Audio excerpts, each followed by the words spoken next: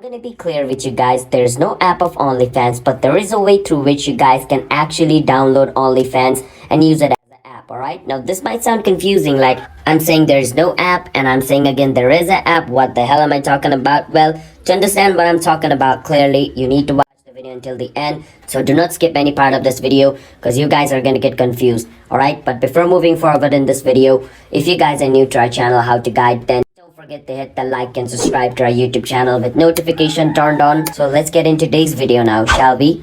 So the first step is you want to go to your search engine on your iPhone. So you want to go to your Safari browser. So make sure to go to your Safari browser and not any browser. And where it says search, you want to write onlyfans.com. You want to search for exactly what I searched for, onlyfans.com. Once you search for it, it's going to take you to the official website of OnlyFans. And over here, you can click on the box with the arrow pointing at the top over here. Once you click on it, this setting will open up. Over here, scroll a bit up and click on where it says add to home screen. Once you click on add to home screen, click on add.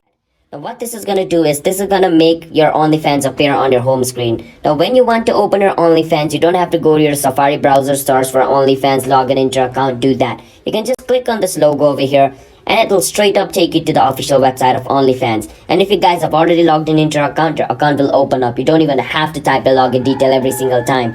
That's how helpful this is, alright? So it's basically like an app, but it's not an app technically, alright? That's what I wanted to say. So hope you guys are clear.